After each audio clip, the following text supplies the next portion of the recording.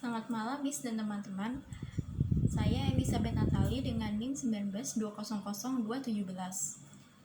Di sini saya akan mempresentasikan tentang langkah-langkah atau tindakan apa saja yang dapat dilakukan secara detail agar masyarakat lokal kembali menjadi pelaku wisata. Nah, di sini yang pertama adalah komitmen bersama. Jadi, sebelum merintis dan mengembangkan desa wisata, hal pertama yang harus diperhatikan oleh masyarakat adalah pengembangan desa wisata tidak boleh berangkat dari keinginan pribadi atau kelompok tertentu, seperti misalnya bantuan proyek dari pemerintah atau investor. Pengembangan desa ini haruslah berangkat dari keinginan masyarakat luas, baik itu pemerintah desa maupun komunitas masyarakat, untuk bersama-sama mengembangkan serta memajukan desa supaya lebih mandiri. Memang, ini butuh waktu yang panjang untuk meyakinkan masyarakat luas mengenai pengembangan potensi melalui desa wisata. Oleh karena itu, diperlukan suara lokal champion maupun tokoh masyarakat yang berpengaruh serta memiliki rekam jejak yang bersih dan mulia. Yang kedua, memetakan potensi dan permasalahan wilayah melalui proses partisipasi. Tidak ada desa tanpa potensi, setiap pastinya adalah memiliki potensi dikembangkan lebih lanjut. Potensi terbesar dalam pengembangan desa wisata ini adalah kreativitas manusia. Untuk itu, tahapan tertua pengembangan desa wisata melakukan identifikasi potensi. Proses memetakan potensi wilayah ini dilakukan melalui rembuk warga atau musyawarah seluruh komponen dari berbagai kalangan, baik itu perangkat desa, kelompok perempuan, kelompok pemuda, maupun kelompok lainnya.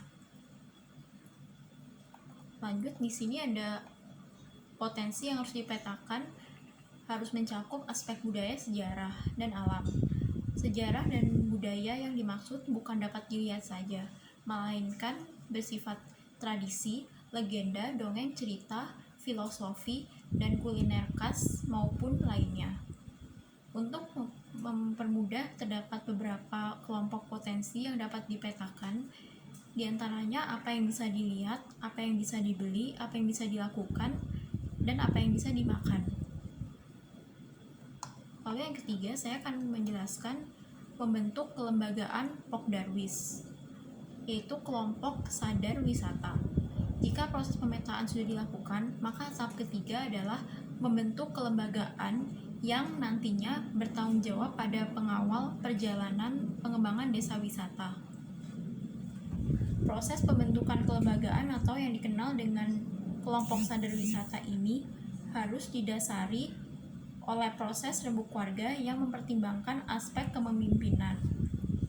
Nah, fungsi kelompok sadar wisata ini sebagai penggerak sadar wisata dan sabta pesona, aman, tertib, bersih, sejuk, indah, ramah, dan kenangan. Di kawasan desa wisata, selain itu, Pokdarwis juga berfungsi sebagai mitra pemerintah dalam upaya perwujudan dan pengembangan sadar wisata di daerahnya. Lalu ada menyusun visi misi, rencana kerja, dan regulasi. Menyusun visi misi dan implementasi organisasi untuk membawa desa wisata lebih berkembang. Dalam penulisan visi terdapat beberapa poin yang harus diperhatikan. Yang pertama, mewakili aspirasi masyarakat. Yang kedua, dapat dicapai realistis. Yang ketiga, fokus pada jangka menengah panjang. Lalu yang terakhir, dibuat berdasarkan kekuatan desa wisata saat ini dan diterjemahkan menjadi peluang untuk terus tumbuh. Sementara itu, rencana kerja yang disusun berdasarkan kesepakatan yang diperoleh dari masyarakat organisasi. Rencana kerja harus disesuaikan dengan konsep pengembangan pariwisata berkelanjutan yang meliputi lingkungan, sosial, budaya, dan ekonomi. Nah, seperti yang kita tahu kan di sini banyak warga negara lokal yang lupa untuk melestarikan destinasi wisata. Nah, oleh karena itu di sini saya ingin mengajak kita semua untuk melestarikan destinasi wisata, baik itu warga lokal maupun warga asing, agar kita sama-sama dapat melestarikan semua destinasi wisata yang ada di negara ini dan membawa nama baik negara ini tentang wisata yang berkelanjutan. Sekian presentasi dari saya. Terima kasih.